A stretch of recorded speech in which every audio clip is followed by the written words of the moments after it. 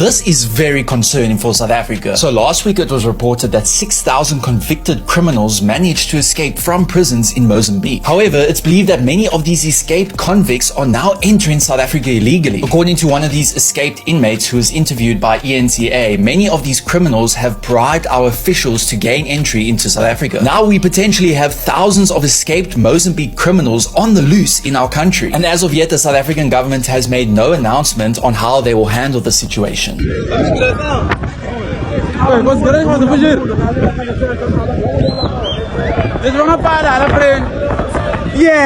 It's a story that reads like a movie script but is shockingly real. 6,000 inmates recently escaped from prisons in Mozambique, with some managing to cross into South Africa undetected. Reporter Maloko Moloto tracked down one of these fugitives who agreed to speak to us exclusively. Now, he described how he managed to bypass what's supposed to be tightened border security. He also revealed that bribery played a significant role in facilitating his crossing and claimed that officials on both sides of the border were involved. We have the Border Management Authority, which is an agency of government here in South Africa that is managing our border. If you managed to come through, did you come through the rightful channels, the official channels, or you skipped the border? Were you not detected?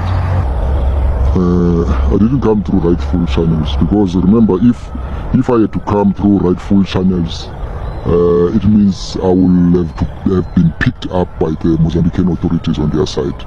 So I had to use other means, you know. And there, remember, even the officials there, everyone is hungry, everyone wants money there. So there are ways. Whether you go by the forest, whether you go by the gate, there is always a way.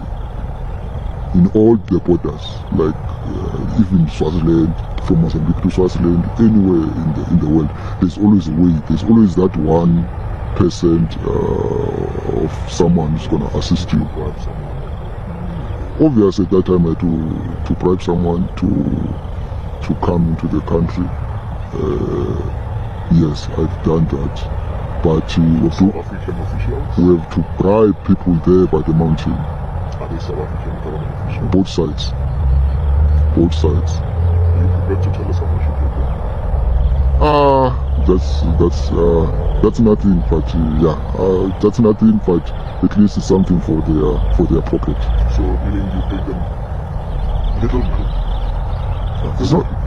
It's not a little money, because now they already knew that there was.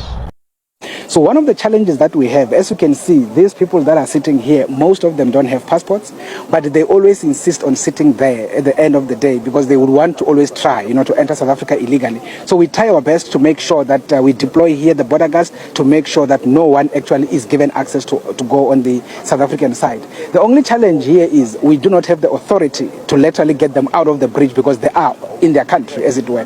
So as you can see, one leg of me is in Zimbabwe and one leg is in South Africa, and that is the poster. But in terms of work, Veronica, we have started now seeing some bit of numbers starting to escalate. As you can see, more and more trucks are coming back into South Africa. The ones that had gone up into the continent, now they are returning back. But at the same time, we are also starting to see the escalation of the Zimbabweans themselves and other people from the continent coming back into South Africa. So in the port, we have, as I said, we have demarcated their processing area.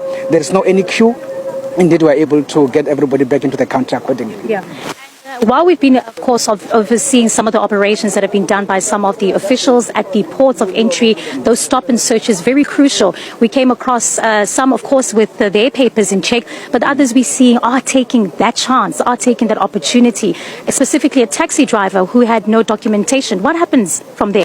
Yeah, you see, this is some of the issues that we actually, face, as it were. And that is why we had a very long meeting in the Port Management Committee this morning, primarily to say that if people keep on coming here without documents, one way or the other, it looks more like sometimes they do make it in a way. And that is why we are seriously concerned. I mean, we've just, by the way, our new port commander here, which is Senior Commandant Lambani, has just been appointed just now on the 1st of Jan, as it were. So he is actually on the ground together with our new regional commander for the northern region, which is Deputy Assistant Commissioner Mpelo. So the two, I've given them very clear marching orders that these issues must stop. So at the end of the day, they are going going to be making sure that they are actually implementing the protocols and make sure that we deal with this issue of people attempting to come to the border still without documents. Because once people do that, it gives an impression that sometimes they get successful. And that is where my biggest worry is. And that is why I'm saying we have to deal with these issues very decisively. But as for that taxi driver, as we speak, we have to get him arrested, because once he brings people at the border without documentation and himself, then it fairly means that we have to charge him for aiding and abetting, but we also have to charge him and his company 15,000 rands per person as part of Section 50 administrative fine. That's we charge people who bring illegal people at the port. So this is basically the work that we do. I think the other thing is the issue of the river. As you can see, there's a lot of water, and on that basis, people are forced to come here at the port, and that is why they're doing all of this. But regardless of that, we do have the border guards in the bush, they're in the vulnerable segments. We do have members of the SNDF, they are ready. Should anybody try to use any boat out there, they are going to be intercepted. You see, the bridges that actually were constructed, they were all destroyed. Remember, the members of the SNDF, together with the border guards and subs, have identified all of those bridges and they were destroyed. But mainly, those bridges were actually constructed during the time when the river was dry. So they were mainly putting the bridges on the sand so that when they put the consignments in between, they don't actually struggle per se. But now with the water, it has actually also assisted to actually wash out those bridges. But the majority of them were actually, in a way, wiped out by our guys literally. They burned them.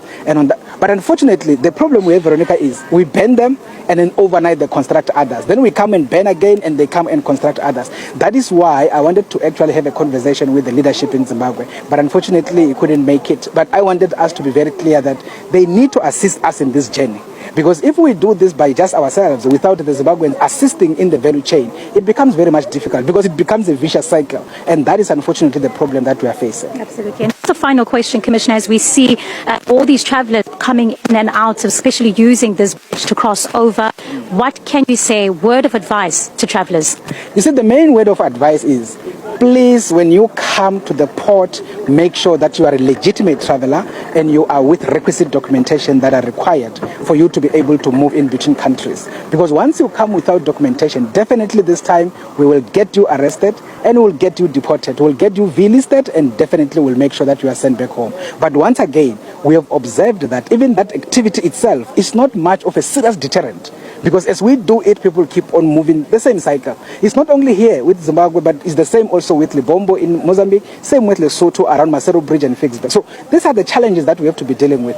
I suppose we have to have conversations to say, what is it that we need to do beyond what we are doing? Because currently, unfortunately, what we are doing does not give much of a serious deterrent because people become repeat offenders over and over. Hey guys, so when this thing happened, when the Mozambican prisoners escaped from the prison, honestly speaking, South Africans cried bitterly. They were saying that the next place that those people are running into, the next place that they are coming into is South Africa. When they were saying it, people were doubting them. People were like somehow abusing them, asking them how do they know that the Mozambican prisoners will come into South Africa? Do they even feel that everybody wants to be in South Africa and stuff like that? And right now it's happening. It has happened and it's still happening. Now, one thing I notice is this: it's like South Africa doesn't have a very strong border. Yes, I guess South Africa do not have strong border between South Africa and Zimbabwe.